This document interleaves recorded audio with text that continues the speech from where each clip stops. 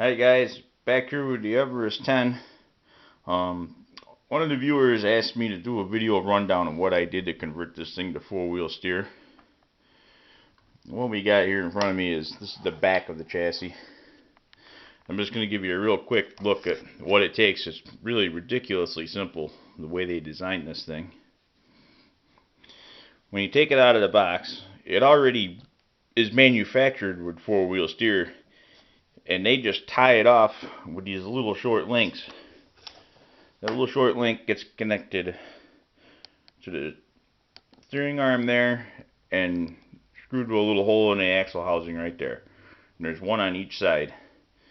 You remove those, then you order the servo linkage from Redcat Racing. Do not order this stuff off eBay because the price is like 3 times as much on these. For some reason you can only buy these in pairs, which makes absolutely no sense to me because the truck only uses one, and if you upgrade to four-wheel steering you still only need one. And I can't see that part ever getting broken or worn out. But they sell them in pairs. Whatever. They must have some logical reason for it. And then you take these straight links, run into the rear suspension.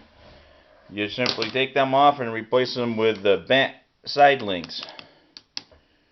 And that's pretty much it. Oh, and a servo plate. Dumb fuck. Don't forget the servo plate. And you gotta buy the servo plate. And the holes are already in the axle housing because the front and rear axles are exactly the same, just one pointed the other direction. They're completely interchangeable from what I can tell.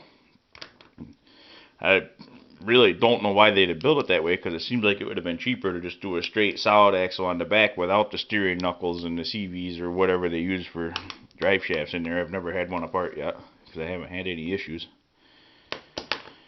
But that's basically it. Side links, servo link, and remove them little dog bone things, and that's it. And the servo of your choice. I use a $6 Tower Pro piece of shit servo. So far it works. It might be a little glitchy. I might have to try another one. That's all there is to it, really. Then you got to work out the electronics. That's where the fun starts.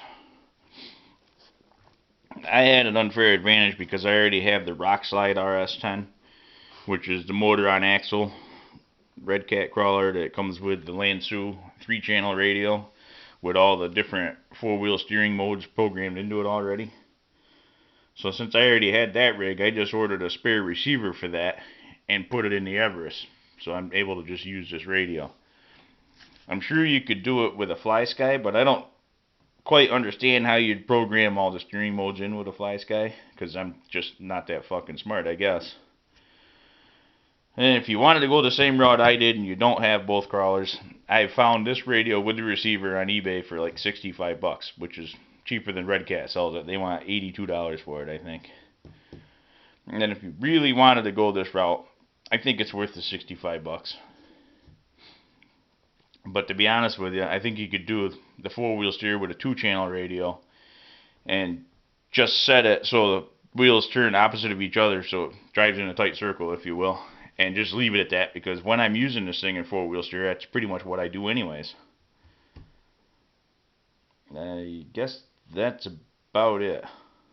Watch for the next video. I'm going to do another one when I figure out the BECs and all that, because I smoked my BEC in the stock speed control because the extra servo just drew too much power through it and it couldn't handle it. And it wasn't because it was a Redcat piece of shit, as I referred to it in my previous video.